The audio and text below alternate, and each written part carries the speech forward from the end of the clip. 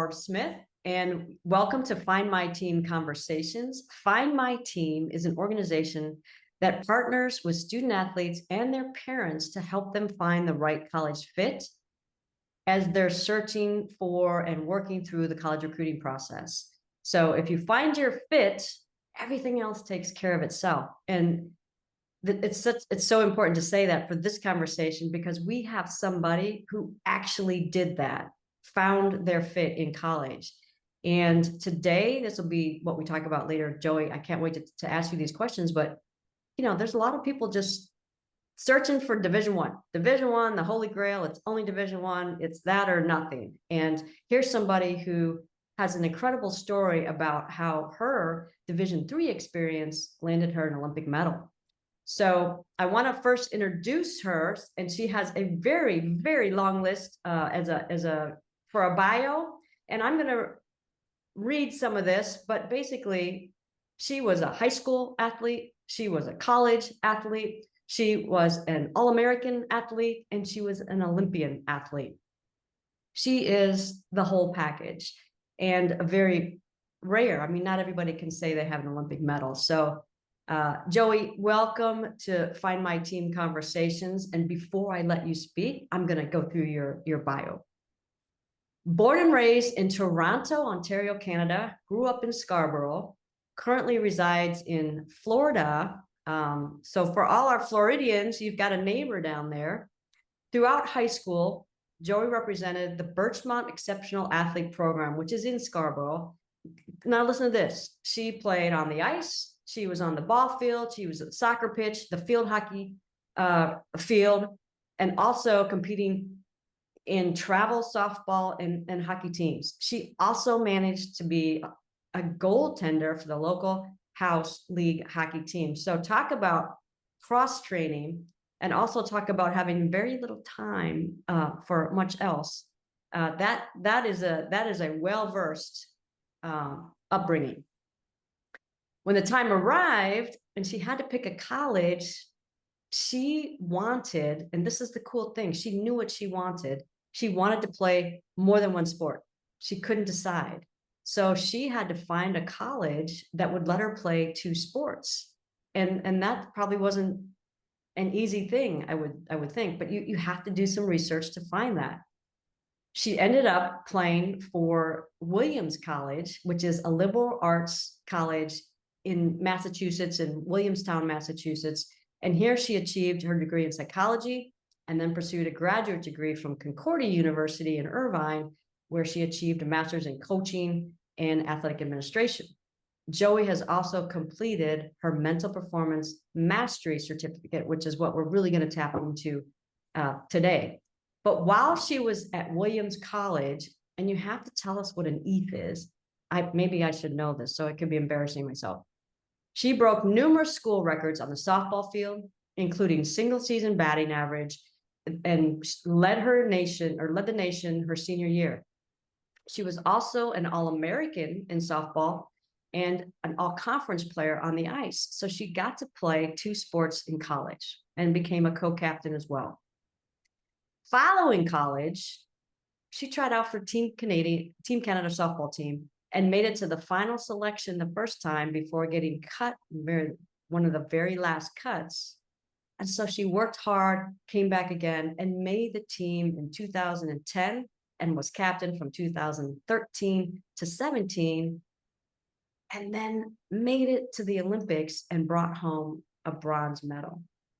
From there, she became an entrepreneur, and she has her own business now. And I'm going to let her talk about this business, but the whole thing, she was an athlete to all these accolades to now she's got a business where she's giving back and has a TED Talk.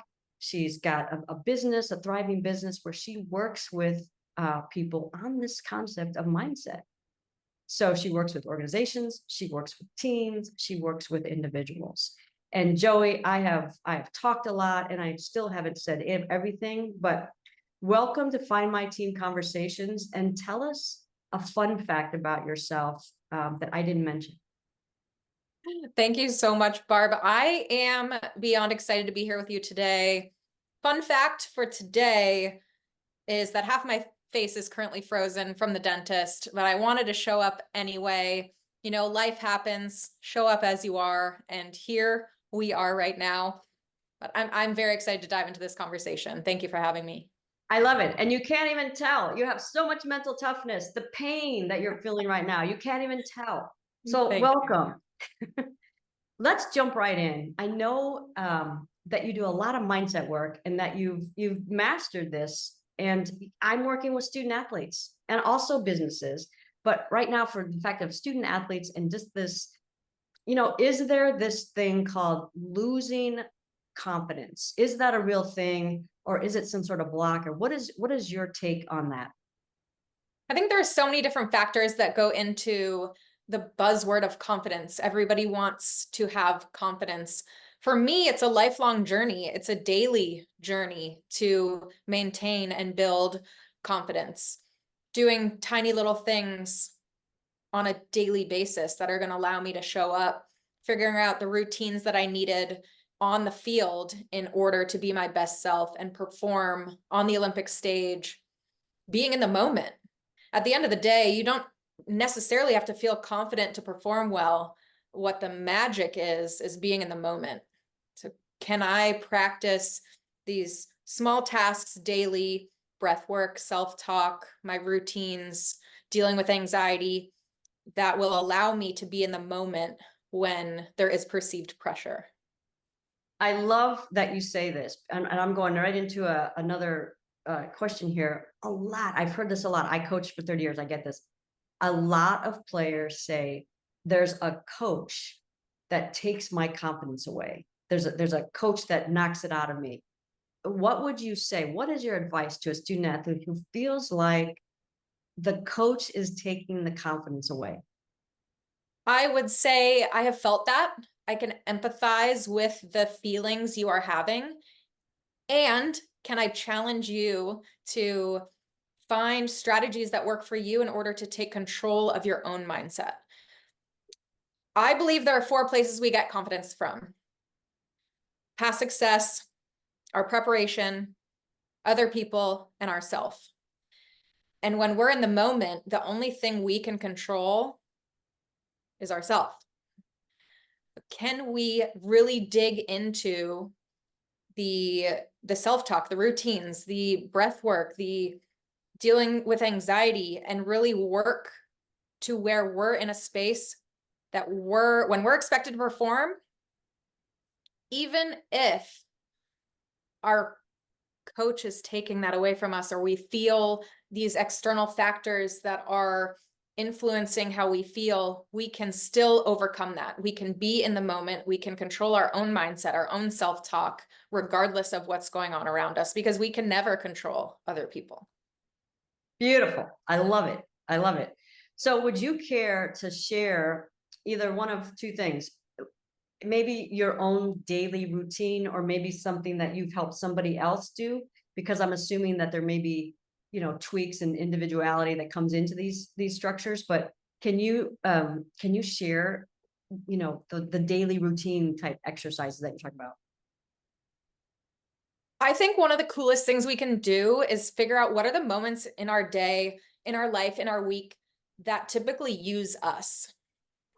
They take over how our brain is functioning. They make us feel anxious. Can we figure out a way and practice using those moments instead? And the example that I give is, for 10 years leading up to the Olympics, I used my airplane anxiety to become a better softball player. I do not enjoy being in a tin can up in the air as much as many people do. Anytime there's the tiniest bit of turbulence, I will start to sweat. My heart will pound, my breath will shallow, I will tense up. And it was through my master's program, it was actually the class I was taking at that time was the psychology of coaching, that triggered me to think about these moments and how I could use them. And I started literally for a decade leading up to the Olympics in those moments, practicing my deep breathing, connecting with my breath, changing the talk that was going through my brain, actively relaxing my shoulders, feeling my heart rate slow down. And then I was able to practice that on the field too. And I had done it time after time after time. And that skill was something I could then hone. So I'm stepping onto the field in a high pressure situation. I feel the tension. I feel my heartbeat. And I can say, I've been here many, many times. Okay, let's breathe. Let's take control back of that self-talk. And I'm back in the moment, relaxed and ready to perform. So my question to everybody listening is, what are those moments for you that cause anxiety, cause you to tense up, cause your heart to race? And can you use those, leverage those moments to become better in whatever space of your life you're looking to improve? Great analogy. That's, and I'm sure that a lot of people can relate to that. So what are some of the, would you say, blocks? Okay, somebody's trying to do self-work or self-talk, and they're trying these things you're talking about, and it's not working for them for some reason. What are some of those blocks? The first block that comes to mind is we want everything instantly. Yes. And when we're working on the mental game, when we're working on our mindset, it takes time, it takes repetition, it takes consistency. What I encourage people to do is start small. If it is 1 minute of breath work a day, we can all set our phone timer for 1 minute and sit and connect with our breath if we choose to. Can we start with something really small like that, that isn't overwhelming? I'm not asking you to sit and meditate for 30 minutes, just 1 minute, connect with your breath, notice where your thoughts go, and try doing that day after day after day after day.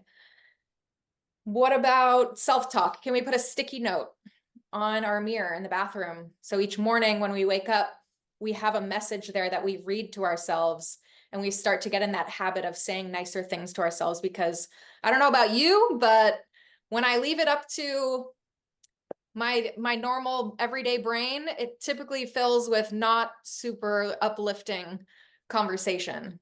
And working on that, being intentional about that, allows me to start my day better, feel better about myself, and really practice saying nicer things to myself. So when I'm in those moments on the field, maybe I make a mistake, I've practiced saying, no, Joey, you are the best at what you do. Let's go. And it sits differently when you've practiced that outside of the field.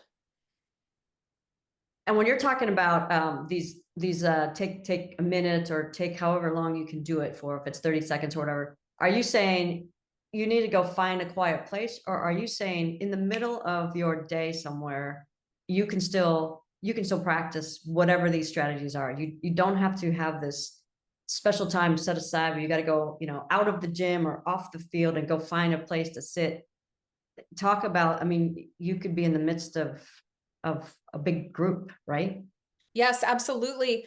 One of the tricks is finding those moments, right? I'm going to say the word intentional 1 million times today. When we're intentional about finding those moments, maybe you do want to do it when you're getting ready to go to bed and it's quiet in your room, and that's what feels good for you. I remember we had this really cool device as we were preparing to go to the Olympics, and you wore it on your head, and it actually measured your brain waves as you were sitting with working through some breath work.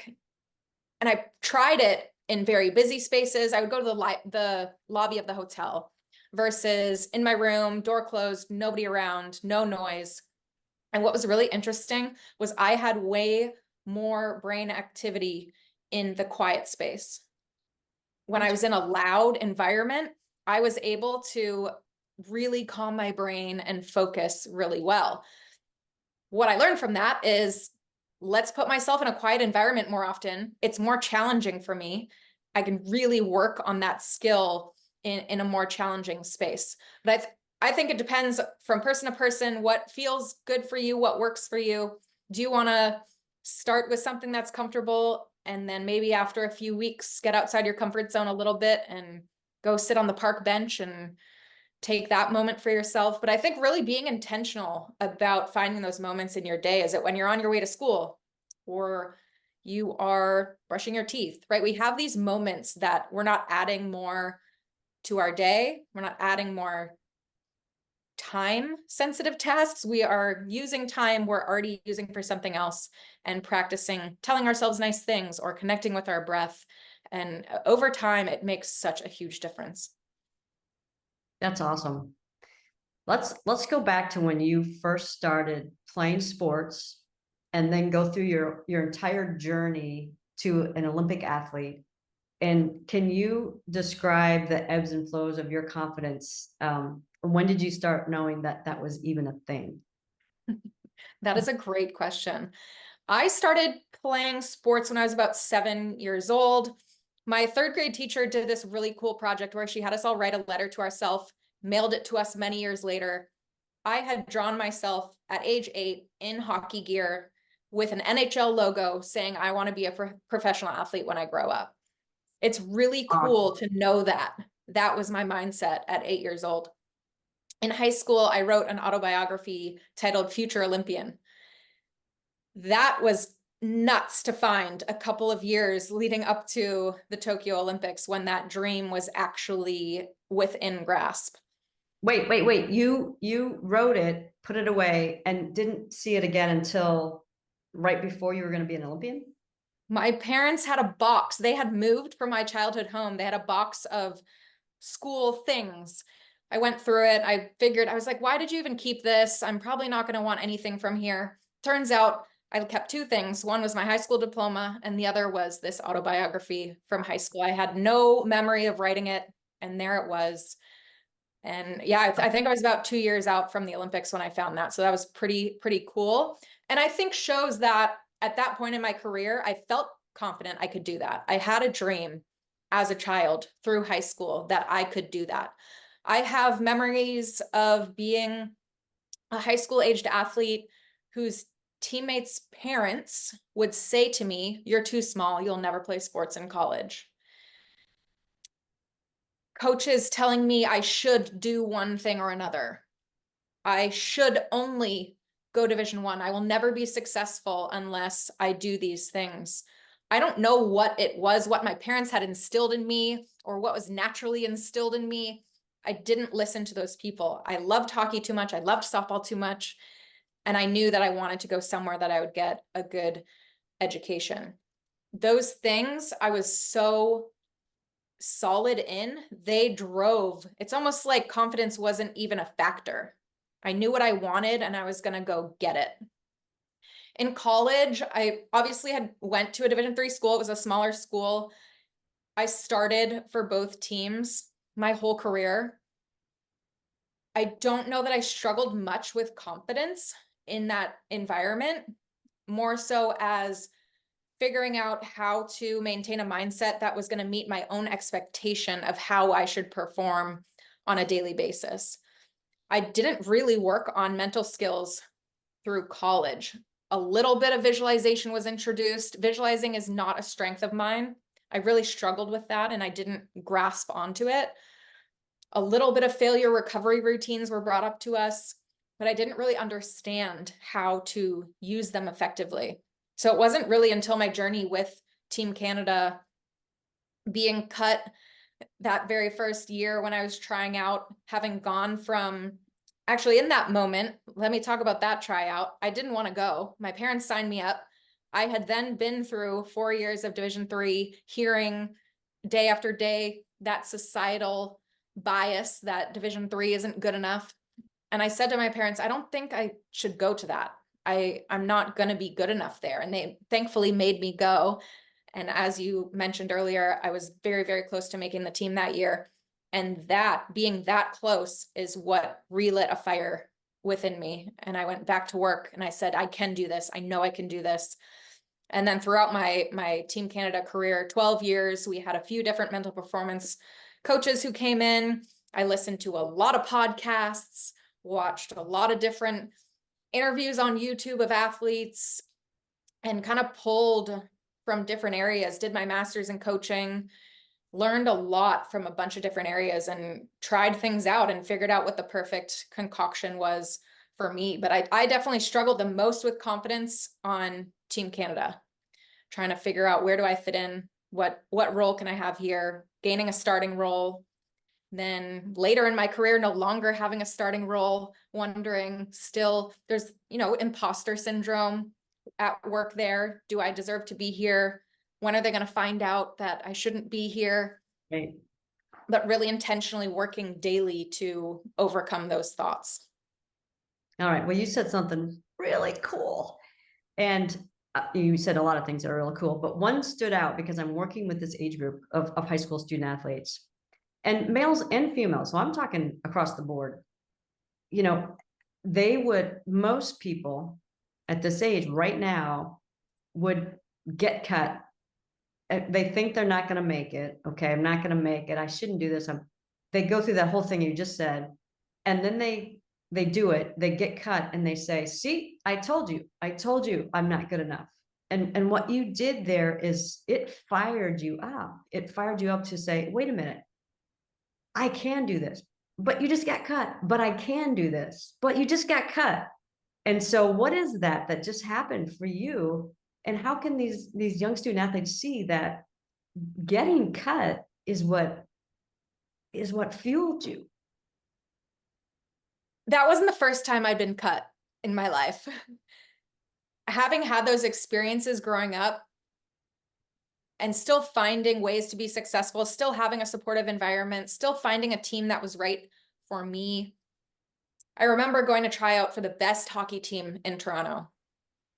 I knew it was going to be challenging, and I didn't make the team. And that was sad, but I made a different team, and I was able to thrive on that team. And I had such an awesome season with them. When I first started in high school, I went out for the field hockey team. I'd never heard about field hockey before. I didn't know what it was. One of my friends had played the year before and encouraged me to come out to tryouts. I ended up getting cut. And I thought to myself, I think I can do that. I think I'm athletic enough to do that. When I went to hand my stick back in after the tryout, the coach said, I really think, do you want to come to practices? There might be something there. Would you like to come to practices? I said, I would love to come to practices. By the end of the season, I was starting every game. Most of the athletes on the team would play the first half or the second half. By the end of the season, I was playing the entire game. And I ended up being the captain of that team a couple of years later. Having had those experiences, getting cut, not getting what I wanted in different moments, and still showing up to put in the work, showed me time and time again that that's what it's all about. It's not about, did I get exactly what I want? And at the end of the day, now looking back, you understand it's all about the journey anyway. Yes, I have this wonderful bronze medal, but it's not about this. It was about all of the moments with my teammates, the obstacles we overcame, working through COVID and coming out on the other side of that, a better team, even though we didn't see each other for 10 months. It is all about the journey. And that it's such a cool thing to look back on. It's hard for high school athletes to fully understand that in the moment. But the more they can think about, okay, even though I didn't get what I wanted, what can I do next? Is there something that will get me a little bit closer to my goal? And all of a sudden over time, you get it. Yeah. Yeah. I totally see this route. And I see student athletes saying, well, first of all, the question is how long? Like, how long do I give myself? You said it's a journey. And so the thing is out there. How long before I know that, this is not working? It's not working. You're saying, but it is. These little steps, but it is. But talk about that, like instant gratification doesn't really play an important role here if you're looking for the long run, if you're looking in the long run. And how can they it's just changing the mindset as you're talking about. I think framing our bigger goals into smaller, more digestible chunks is one of the most helpful things we can do for ourselves. Then we can almost create the instant gratification for ourselves. All right, I did the one little thing today. Amazing. I'm going to go give myself 5 minutes to do something that I was really looking forward to doing, or I'm going to call that friend I've been really wanting to connect with, and almost creating those little challenges for ourselves with the reward that works for you. We're all so different. It's hard to give a one size fits all explanation for making our goals digestible on the daily. Yeah. And I think that in itself is maybe the biggest, loudest message that I want to send is, how well do we know ourselves, and can we work to learn more about ourselves? It's a lifelong journey to learn about ourselves as humans. Can we start that in high school if we haven't started that yet, and really start to figure out, does it motivate me to get a prize if I do something? Does it motivate me to take a moment for myself after I do something? Does it motivate me to maybe I have a buddy who, once I do something, they give me all the positive affirmations that I could ever want in my life, right? Like, what is it that makes us feel good as an individual? And can we set ourselves up to, do I really love to-do lists, and just checking those things off fills my bucket, right? People are so different. So Yeah. figuring out just a little bit more about ourselves through that process. Yeah. So, okay. I'm a high school athlete, and I want to be like Joey, and I want to start this journey of building a stronger mindset and really accomplishing great things. What is like the first, or what are the first three things that I need to start with, would you say? And I know, again, there's a little individuality in all of it, but what would you say? First, try this, second, try this, third, do this. Yeah, I think first, really defining in detail what it is that you want. Being super clear about that, and looking inside and saying, is this really what I want? Today, with social media, with parental pressure, there are so many other factors feeding into that perception of what I should do with my life, or what I now view as successful. So I think that's what I would say. Number one, clearly define what it is that you want, and look inside. Is it me who wants this? And then why? What are the reasons that I want to achieve this goal? Right? Because it's going to be tough. Nobody has ever achieved anything great easily. And in order to stay on track when it gets tough, we really have to know what we're doing here. Why are we spending our time on this? For me, during the Olympic run, I had been playing on the team for a decade now. It was a lot, right? I was getting towards the end of my career. I was tired. I'd been working out in the weight room hard since the 9th grade. I was tired, but I loved my teammates to death. And I had a childhood dream of being an Olympian. Those two things, my teammates and that childhood dream, motivated me through all of the tough times. During the pandemic, waking up with all of the media saying the Olympics are going to be canceled altogether, that doubt sitting in my mind, is this going to be worth it? Should I even get up today to go to the gym? Battling through that because I had a dream, and what if it did happen? What if the Olympics still happen and I didn't work hard enough? And I knew that I couldn't live with that. So really defining what it is that you want, figuring out why you want that, and then thinking, what is one small thing I can do today? Just one small thing that I can do. Because I think the consistency is way more important than the quantity. So if I'm going to go, I want to get better at hitting, I'll go for a 4-hour session one day, and I won't go again for a week. And then I'll go for another 4-hour session. I'm going to get way better if I go for 20 minutes every day. So what is one small thing?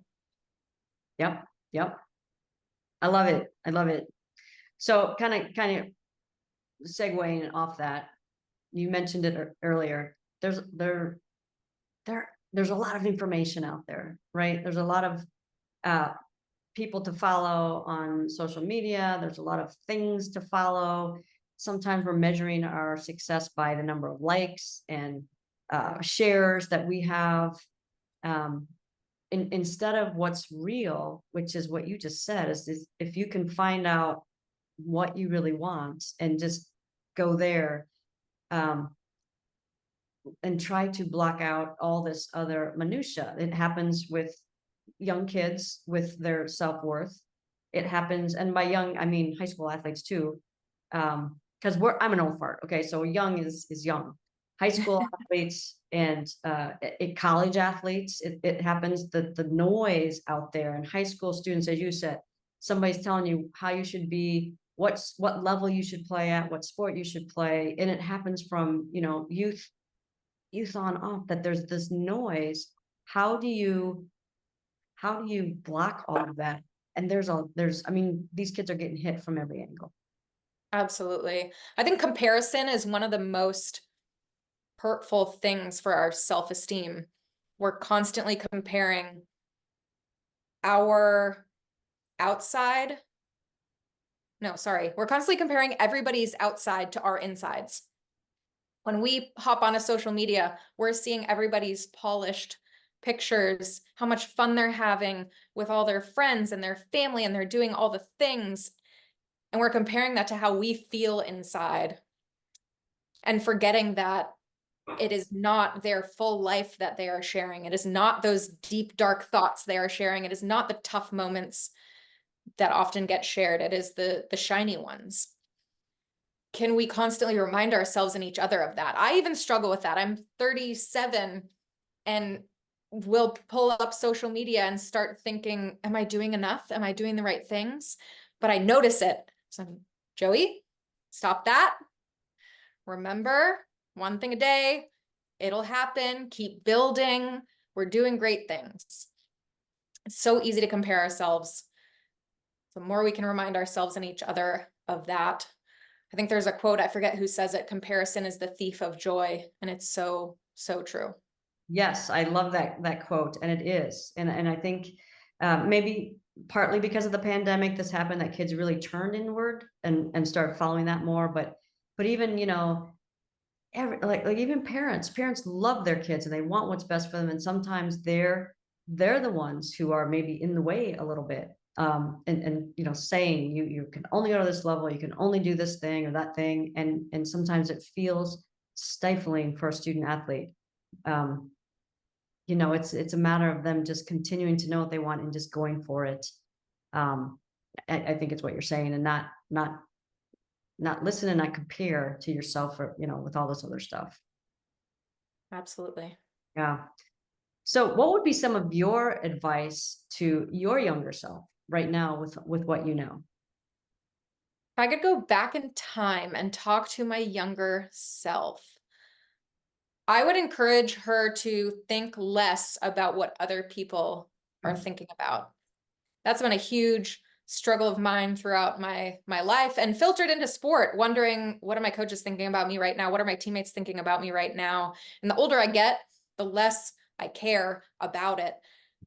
I just wish there was some magic dust I could go back and sprinkle on myself to care very little about the judgments or opinions of others, especially while I'm working towards something, a dream, or doing something that brings me joy.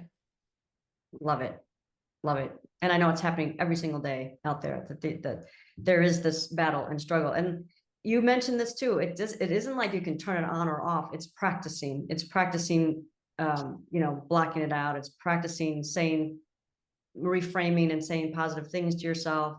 It's practicing your daily exercises or strategies. And so a student athlete shouldn't get discouraged if it pops back up a lot. When I say it's the block or the thing that's holding them back. Absolutely. I played for Team Canada for 12 years. I think I said that earlier.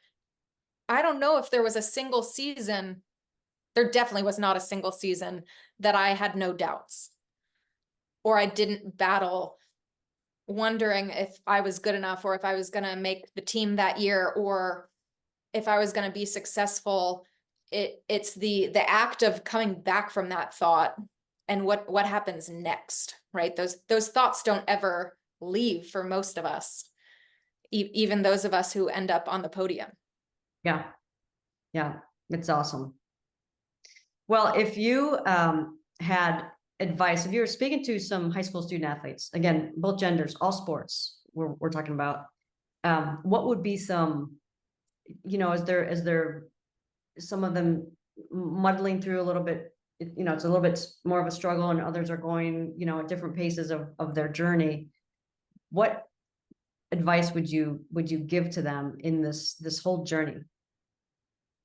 The first thing that comes to mind when you ask me that question is, does it bring you joy, what you are doing? Do you enjoy the sport you are playing? If so, keep on going. I had so much fun playing all the sports in high school, playing 2 sports in college, playing softball professionally. And now I've picked hockey back up because I've missed it so much, and it still brings me joy. I see so many young athletes out there who play because their parents or guardians want them to. They play because they think they should. They might rather play a different sport or try a different hobby. They're maybe afraid to say that. I think the second thing that comes to mind is take time off. Be intentional with time off. Thankfully, when I was growing up, there wasn't as much of a specialization culture. It was starting to pick up for sure. I had many people telling me that I should pick one sport, as I mentioned earlier.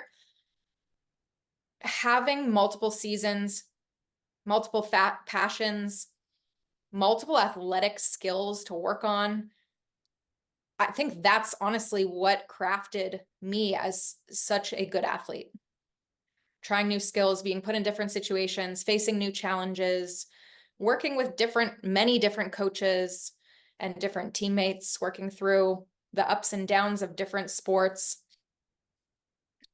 I think I heard a stat that by the age of, I forget if it was 5 or 7, most young athletes have specialized now. By age 7, no doubt, no doubt. And that is just mind-blowing to me. How many more injuries we're going to see. We're already seeing a lot of overuse injuries, but how many more we're going to start to see because of that one fact. I got very long-winded there. Does what you're doing bring you joy? And are you able to have intentional time off and rest and do something different and rest not just your body, but your mind too? I love it. I love it. Yeah. And no worries about the long-windedness, but you were saying it was very important because, sometimes somebody's excelling early on in a sport and they're, age 9 or 8 or 7 or 5. And that's where they get put, thinking that that's going to be the sport, when in reality, they may never find the sport they could have excelled at because they never gave it a chance. And so I love the fact that you have done all these different sports. I was the same way growing up, because for me, we didn't have all this organized stuff. You went down and played pickup and those sorts of things. So you found the sports that you enjoyed and you just played those sports. But you played a lot of them. And I think today it's a little bit different, and it really is challenging for these parents to understand the longevity of what you're talking about. There's a long journey from age 5 to 25, and maybe longer if you're going to play longer in pro, but it's a long journey. And to try to help these young lives become what they're supposed to become, and where the student athlete has a say, I think is really, really important. Yes. So let's switch gears just a little bit again. Let's again, your whole journey from beginning to being Olympic and now to an entrepreneur. What did athletics do for you, and how did it prepare you for that journey at each step of the way, and then becoming an entrepreneur? Now you're leading a business successfully. The short answer is athletics did everything for me. I love it. From teaching me teamwork from a young age, to understanding a team goal, and my own goal, and how those two things can work together. Being a good teammate was something I took a lot of pride in. I think I was fortunate enough to be surrounded by some coaches at a young age who valued that. And I'm a people person. I love connection. I think a lot of people do. And I saw the value of when people came together to do something special, how amazing that was. So from, yeah, working through challenges with others to also figuring stuff out on my own and knowing that if I put the work in, I would see the results eventually. And to know that I'm not going to see them today. Maybe every now and then you can work through something and see it on the day, but usually it's the consistency in the work that leads to the results. When I don't get what I want, such as when I got cut in high school, could I still put the work in and figure out how to inevitably get to that point that I wanted? All of those skills have helped me so much as an entrepreneur now. Every other day, I think of something from sport that I then pull into my business life and help other business people relate to as well. It's incredible. Even thinking about on days that I'm working with people or I'm at a school or in a business, that's a game day. That's a performance day. And the other days that I'm prepping at home, those are practice days. And I might have a little bit of a different mindset and approach and prepare a little differently to perform with those people.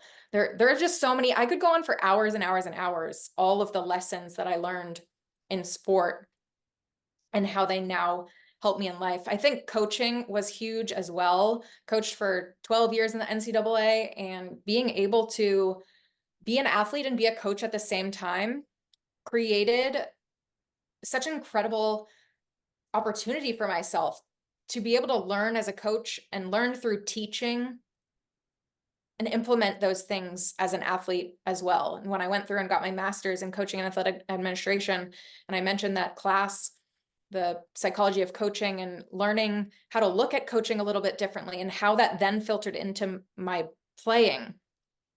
And again, all of those different things, I use a lot of the skills, the tools to perform on the field now when I'm going to do a speaking event.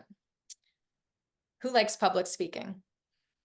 Very few people really love public speaking.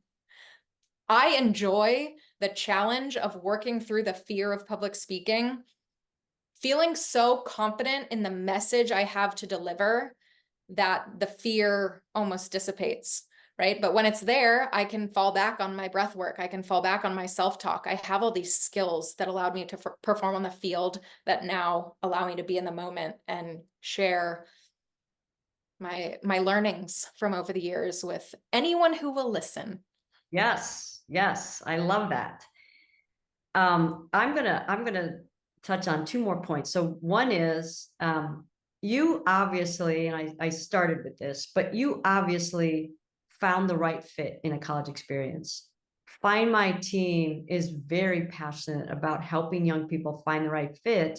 And there are many, many, many student athletes who do not, because they don't do the work that it takes to find that right fit. So in today's world, the bling that's out there is Division I, Division I, Division I. So many athletes don't even try if they can't play Division I because they think it's not going to be worth it. You had a chance to go Division I, and you decided differently because you knew what you wanted. What would you say to those student athletes who are from age birth now to the high school senior? Division I is the only route. It hurts my heart a little bit that is such a loud and prominent message still. And I think with NIL, it's probably even more so now. Thankfully, there's more and more coverage of college sports and women's sports, and there's so much more out there. And the downside to that is I think it continues to promote the highest levels to be the answer. And my message is, as yours seems to be too, the right fit is the answer. Figuring out what are the things that are going to allow you to enjoy your experience. I knew if I gave up hockey or if I gave up softball, I was going to regret that. I was not going to enjoy my experience as much as I could. I knew that I wanted to get a good education. So those three things are what then drove every decision in my search. And it made decisions honestly fairly easy. Having a conversation with a coach who was interested in me for a sport and saying, would I be able to play the other sport? And the answer was no. That was very easy. Thank you so much for the opportunity. It's not the right fit for me. And moving on. Goes back to trusting the process, right? Knowing that the journey is part of what makes it great. Looking back on that, what a cool experience to be able to talk to coaches from both sports in all different divisions, figuring out, is this a good fit for me? And putting that time and effort into finding that right fit. I went for a visit at Williams. I felt at home when I got there. So not only had they told me, yes, you could play hockey and softball here, I felt at home. Figured out more about the admissions process and understood the caliber of degree that I would leave there with. This is my answer.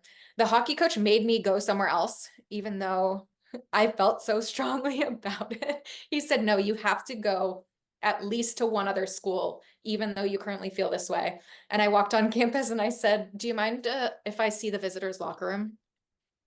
Because that's how confident I felt after stepping on campus, knowing it was going to check my boxes. And what an incredible time I had there. People ask me all the time, if you could go back in time now that you've been an Olympian, would you still go to a Division III school? Would you still go to Williams? And my answer is always yes. I had the most incredible experience.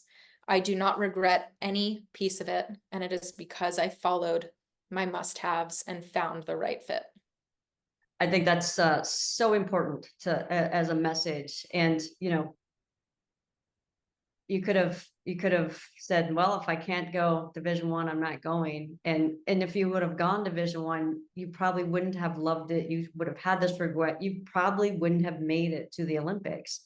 And the message to student athletes out there is you can't get to the Olympics unless you go Division I. And you are somebody that has proven them wrong. And you're not the only athlete who took that route and made it to the Olympics. And I'm trying to tell student athletes that your route is your route. I mean, your destiny is your destiny, and your route matters. And it doesn't have to be Division I only, or what people say it should be. If you feel it in your heart, as you did, Joey, you felt it, you felt it was right, you went there, and wow, look what happened. You know, I absolutely, I love the story of that.